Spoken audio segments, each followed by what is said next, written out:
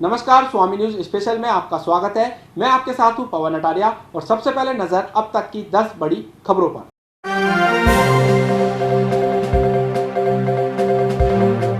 अजमेर में आज एक बार फिर कोरोना विस्फोट हो गया। चिकित्सा विभाग द्वारा जारी की गई लिस्ट के अनुसार 10 कोरोना पॉजिटिव मरीज सामने आए। पहला मरीज 35 वर्षीय पुरुष धोलावाटा रोड गुरु नानक कॉलोनी अजमेर का है। दूसरा मरीज 46 वर्षीय पुरुष सरवाड़ अराई का। तीसरा मरीज 44 वर्षीय महिला सरवाड़ अराई की। चौथा मरीज 90 वर्षीय बुजुर्ग महिला अंदरकोट अजमेर की है। पांचवा मरीज 65 वर्षीय पुरुष केकड़ी अजमेर से है। छठा 16 वर्षीय युवक आहता मोहल्ला अजमेर का है। सातवां 53 वर्षीय पुरुष आहता मोहल्ला अजमेर का है। आठवां 48 वर्षीय पुरुष आहता मोहल्ला अजमेर से। नौवां 18 वर्षीय युवक आहता मोहल्ला अजमेर। 10वां मरीज 44 वर्षीय पुरुष आहता मोहल्ला अजमेर से है। ये सभी एक ही परिवार से हैं।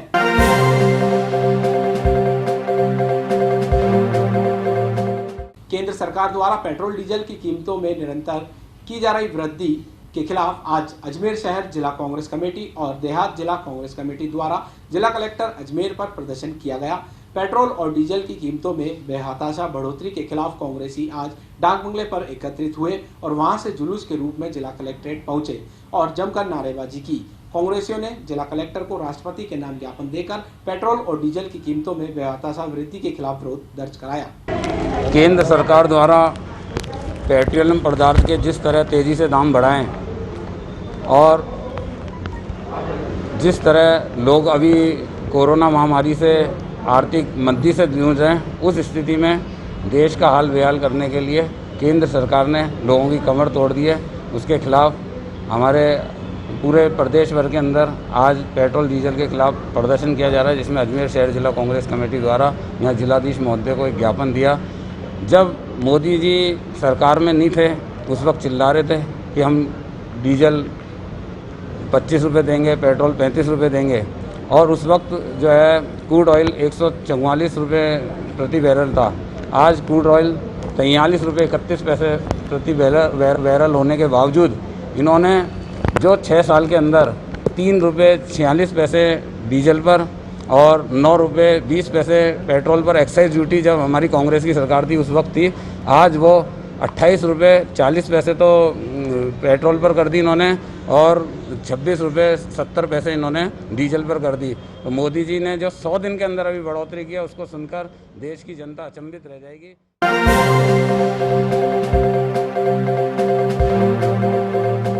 राजस्थान माध्यमिक शिक्षा बोर्ड की 10वीं कक्षा के 2 बचे हुए पेपरों की परीक्षा सोमवार से शुरू हो गई। करीब 100 दिन बाद हो रही इस परीक्षा में परीक्षार्थियों के कोविड-19 गाइडलाइन की पालना कराई गई। मौके पर सैनिटाइजर उपलब्ध कराया गया, जबकि कई केंद्रों को विद्यार्थियों की बैठक व्यवस्था के लिए अतिरिक्त कमरों और फर्नीचर की व्यवस्था करनी पड़ी। परीक्षा के दौरान बोर्ड अध्यक्ष डीपी जारोली ने भी परीक्षा केंद्रों का निरीक्षण किया। सोशल का नहीं इजी था, सैनिटाइज हुआ था और है ना, मतलब दूर डिस्टेंस था और मतलब सोशल डिस्टेंसिंग तो थी। थोड़ा बहुत डर लगा, बट पेपर जब किया ना तो मतलब थोड़ा इजी लगा। फिर पेपर से लगा मतलब बहुत टाइम 2-3 महीने बाद किया ना, इसलिए। बिल्कुल, आज से सेकेंडरी नहीं हो रही है। सेकेंडरी की परीक्षाएं शनिवार से शुरू हो चुकी है। हजारों बच्चे उस दिन बैठे हैं, लेकिन आज हम कह सकते हैं कि 11 लाख से अधिक बच्चे आज परीक्षा में बैठेंगे। और मैं आशा करता हूँ कि राज्य सरकार की सहायता से जो हमें सुविधाएं प्राप्त हुई है, उससे हम सफलतापूर्वक परीक्षाएं संपन्न करवाएंगे। इस परीक्षा में माननीय अशोक गहलोत जी मुख्यमंत्री के द्वारा जो सभी जिलाधीश कलेक्टर्स को आदेश दिए गए, चिकित्सा विभाग को आदेश दिए गए, उस सभी की वजह से सैनिटाइज भी हुए सारे क्वारंटाइन सेंटर। 18 तारीख से पहले थर्मल स्क्रीनिंग भी हो रही है सभी जगह और बाकी सारी व्यवस्थाएं कोविड-19 के अनुरूप हो रही है। और इसीलिए सुप्रीम कोर्ट में कल जो याचिका दायर की गई थी, रविवार होते हुए सुप्रीम कोर्ट में इसकी सुनवाई हुई और सुनवाई में आपने देखा कि 3 जजों की बेंच ने शाम को 6 बजे हमारे वकील ने मांगा, हमने उनके एक बिंदुवार उत्तर दिया। उस उत्तर से संतुष्ट होकर के सुप्रीम कोर्ट के न्यायाधीशों ने रिट को खारिज कर दी। सोशल डिस्टेंसिंग एक बड़ा मुद्दा है और 12 लाख अभ्यर्थी, इस तरह से मैं बिल्कुल आपसे सहमत हूँ कि सोशल डिस्टेंसिंग बड़ा मुद्दा है और 11 लाख से अधिक बच्चे हैं, उसके लिए हमने क्लासरूम में बिल्कुल सुनिश्चित व्यवस्था की। आप देखेंगे 500 कई स्कूलों में स्थान उपलब्ध था और उस स्थान के आधार पर बच्चों को डिस्टेंसिंग से बिठाया गया। कुछ स्कूल्स में नहीं था, उसके लिए हमने 521 नए उपकेंद्र बनाए, क्योंकि बच्चे जहां परीक्षा देंगे 3 घंटे 3.5 घंटे जहां बैठेंगे, उसमें सुनिश्चित किया गया कि उनको 6 फीट की दूरी पर बिठाया जाए। और आपने विगत दिनों में देखा है कि 12th की परीक्षा में एक कमरे में 9 बच्चे या 12 बच्चे, बड़े रूम में तो 12 बच्चे ही परीक्षा दे रहे हैं।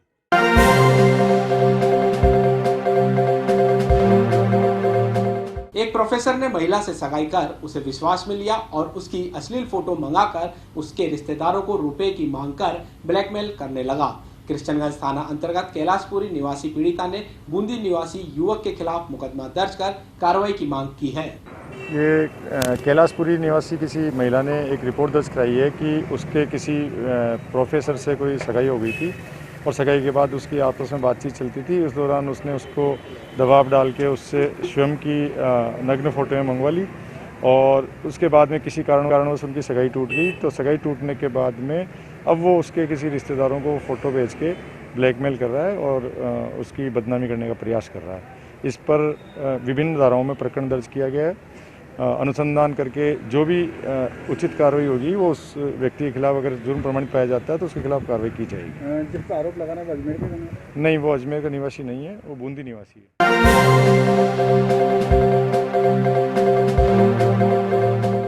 अजमेर डेयरी अपने किसानों को उनका बकाया भुगतान लगभग 60 करोड़ रुपए 15 अगस्त तक कर देगा।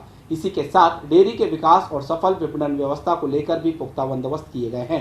डेयरी के संचालक मंडल की आज बुलाई गई बैठक में लिए गए निर्णयों की जानकारी देते हुए डेयरी के अध्यक्ष रामचंद्र चौधरी ने बताया कि किसानों के बकाया 60 करोड़ का भुगतान 15 अगस्त तक कर दिया जाएगा। उन्होंने कहा कि अब प्रतिदिन डेयरी का विक्रय बढ़ा है, इसका लाभ भी डेयरी को मिलेगा। मौके पर मौजूद डेयरी के प्रबंध निदेशक उमेश चंद्र व्यास ने बताया कि जल्द ही डेयरी प्रबंधन आपके आउटलेट्स की संख्या बढ़ाएगा। उन्होंने बताया कि डेयरी ने ठेका श्रमिकों के भी 50 रुपए प्रति दिन भाड़े के रूप में देना तय किया है। संचालक मंडल की 135वीं बैठक आज संपन्न हुई है। संचालक मंडल ने बहुत महत्वपूर्ण निर्णय लिए हैं, जिसमें सबसे महत्वपूर्ण ये है कि भी भारत सरकार से अनुरोध किया है कि विदेशों से जो 10,000 मैट्रिक टन पाउडर और इतने बटर ऑयल मंगा रहे हैं वो नहीं मंगवाए। उसके मंगाने से वर्तमान में कोविड के कारण 25% दूध के भाव गिर चुके हैं।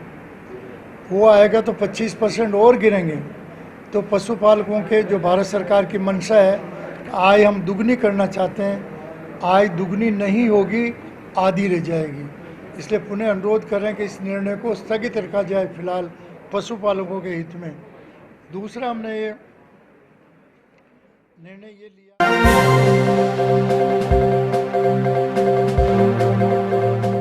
जिला विधिक सेवा प्राधिकरण की अनुपम पहल आज देखने को मिली। अदालत खुलने पर सैनिटाइजर स्टैंड में सैनिटाइजर का वितरण किया गया। अजमेर जिला एवं सत्र न्यायालय अजमेर में जिला विधिक सेवा प्राधिकरण और श्याम आशीर्वाद सेवा संस्थान झुंझुनू और राजस्थान क्राफ्ट फाउंडेशन के सौजन्य से अदालत परिसर में उपयोग व कोविड-19 के संक्रमण से रोकने के लिए जिला न्यायाधीश अनुपम कुमार सक्सेना द्वारा सैनिटाइजर मशीन स्टैंड में सैनिटाइजर सहित वितरण किए गए। ज्यादा जानकारी देते हुए अध्यक्ष अजय त्रिपाठी ने बताया, आज 21 मार्च के बाद जो कोर्टें बंद थी, आज कोर्टों में सुचारू रूप से काम चालू हो चुका है और आज हमारे जिला विधिक प्राधिकरण की तरफ से यहाँ पे पेंडल सैनिटाइज़र की व्यवस्था करी गई है, जिससे आज काफ़ी लंबे समय से कोर्टें बंद थी। उसके आज कोर्टें खुलने के बाद सारे वकीलों में बड़ा उमंग और उत्साह का वातावरण है और जितने भी अति आवश्यक कार्य हैं वो वापस आज से काम चालू हो गए हैं। जो आवश्यक पुराने जो भी बेल एप्लीकेशन है, 164 के बयान हैं, डाइंग डिक्लेरेशन है, स्टे है, दावे हैं, सुपुर्दगी-नामे हैं, उन सब का काम सुचारू रूप से जारी हो गया है और हार्ड कॉपियाँ भी आज से पेश होने लग जाएगी। कॉपिंग का काम भी चालू हो गया है। टोटल कोर्ट का काम जो अर्जेंट मैटर है वो सब आज से कोर्ट के अंदर काम चालू हो गया है और हमारा सभी अधिवक्ताओं से निवेदन है कि अपनी पानी की बोतल साथ लाएं, मास्क लगाएं और अपने सैनिटाइजर की व्यवस्था रखें, हैंड वॉश की व्यवस्था रखें और सोशल डिस्टेंस का पालना करें, 2 मीटर की दूरी बनाए रखें। ये सभी अधिवक्ताओं से निवेदन। जो परिवादी जिनकी आवश्यकता होगी उनको कोर्ट के अंदर प्रवेश दिया जाएगा। जिनकी भी कोर्ट आवश्यकता समझेगी उन सभी पक्षकारों को कोर्ट के अंदर एंट्री करेगी।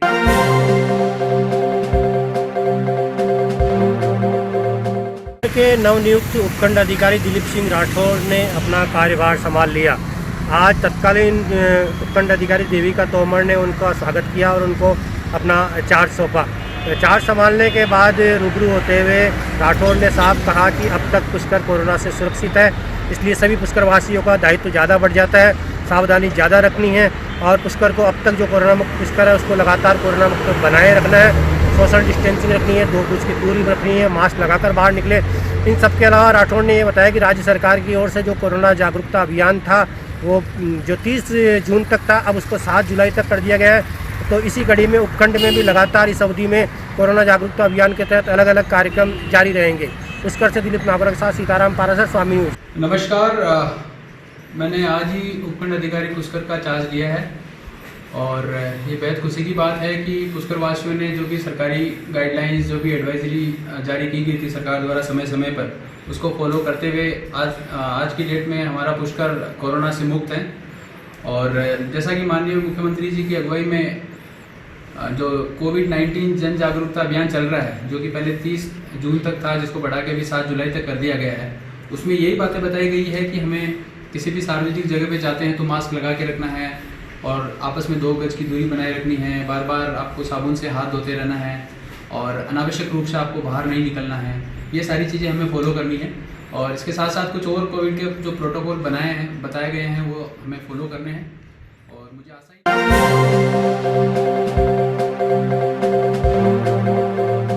अम्बेडकर सर्किल स्थित संविधान निर्माता डॉक्टर भीमराव अम्बेडकर की प्रतिमा से छेड़छाड़ का जो विवाद लगातार तूल पकड़ता जा रहा है और अब लगातार इस मामले में ज्ञापनों की बौछार हो रही है। आज जिला कलेक्टर में भी ज्ञापन दिया गया, उसमें यहाँ उपखंड अधिकारी के ज्ञापन दिया और अब एक और ज्ञापन गुर्जर संघर्ष समिति के बैनर तले दिया गया है। हमारे बीच गुर्जर संघर्ष समिति के अध्यक्ष सुरेश गुर्जर मौजूद है, उनसे जानते हैं कि क्या कुछ मांग की है इन्होंने ज्ञापन में। पिछले कुछ समय से खंडित प्रतिमा बाबा भीमराव अंबेडकर साहब की जो खंडित प्रतिमा है उनको पुनः खंडित करके जो कर्मचारियों ने उल्लंघन किया है, उसके बारे में माननीय मुख्यमंत्री अशोक गहलोत जी को हमने ज्ञापन दिया है। उसमें हमने मांग की है कि जल्द से जल्द मूर्ति नहीं लगाई जाए और दोषी अधिकारियों के खिलाफ सख्त से सख्त कार्रवाई की जाए और उनके साथ खिलाफ मुकदमा दर्ज किया जाए। तो ये थे सुरेश गुर्जर, उनके साथ मांग है कि जो बाबा साहब की मूर्ति के साथ छेड़छाड़ हुई है वो बंद होनी चाहिए और बाबा साहब की नई मूर्ति लगानी चाहिए। बहुत ही सम्मान है बाबा साहब का पूरे देश में, तो उनकी मूर्ति के साथ इस तरह की छेड़छाड़ नहीं होनी चाहिए। और इन्होंने साफ मांग की है कि जिन लोगों ने, जिन अधिकारियों ने इस तरह का कृत्य किया है उन लोगों के खिलाफ राज्य सरकार कार्रवाई करे। इसका दिलीप नागौर के साथ सीताराम पारासर, स्वामी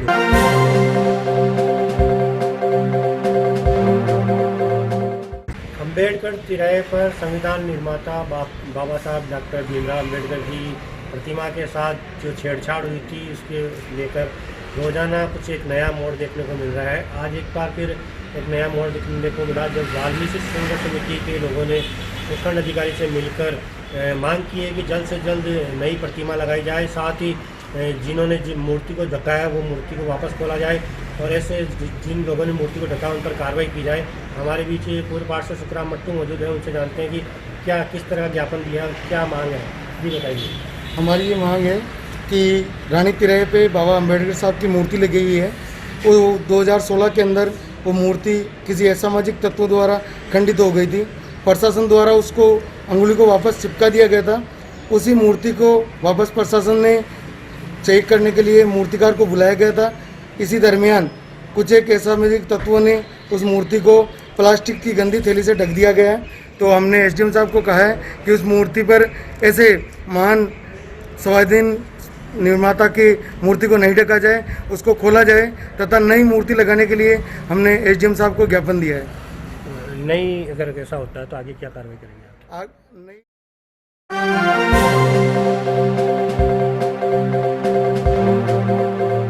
अखिल भारतीय ब्राह्मण महासभा के युवा प्रकोष्ठ के विधानसभा अध्यक्ष आशीष शर्मा ने आज अपनी कार्यकारिणी की घोषणा कर दी। इस मौके पर शर्मा का ब्राह्मण बंधुओं ने, ब्राह्मण युवाओं ने माला पहनाकर स्वागत किया। शर्मा ने लोगों को भरोसा दिलाया है कि ब्राह्मण समाज के लिए, ब्राह्मण संगठन के लिए लगातार सक्रिय रहेंगे और लगातार प्रयास करेंगे कि संगठन की सक्रियता बढ़ाकर ज़्यादा से ज़्यादा ब्राह्मण हितों में लगातार काम किया जाए। पुष्कर से दिलीप नागरथ साथ सीताराम पारस, स्वामी न्यूज़। आज जैसे अखिल भारतीय ब्राह्मण महासभा की जो पुष्कर विधानसभा की कार्यकारिणी घोषित करी है, उसमें अपनी टीम के सदस्यों को जो जो पद मिले हैं वो सभी आज उपस्थित है और इस टीम का एक ही कार्य रहेगा कि सर्व ब्राह्मण समाज के लिए अच्छी निष्ठा से, कर्तव्यपरायणता से समाज के हित में जो भी कार्य होंगे वो सभी इस टीम और संगठन के द्वारा किए जाएंगे और पुष्कर राज के लिए किए जाएंगे। अखिल भारतीय ब्राह्मण महासभा पुष्कर विधानसभा की कार्यकारिणी का विस्तार किया गया। हमारे जो अखिल भारतीय ब्राह्मण महासभा के पुष्कर विधानसभा के अध्यक्ष भाई आशीष जी शर्मा का आज हमने हमारी युवा टीम द्वारा इनका स्वागत किया परशुराम जी के मंदिर में। परशुराम जी के हमने माल्यार्पण करके उनका आशीर्वाद लेकर के तीर्थराज पुष्कर में ब्राह्मण समाज के लिए हम सेवा कार्यों में जुटे रहेंगे और पूर्ण निष्ठा से कार्य करेंगे।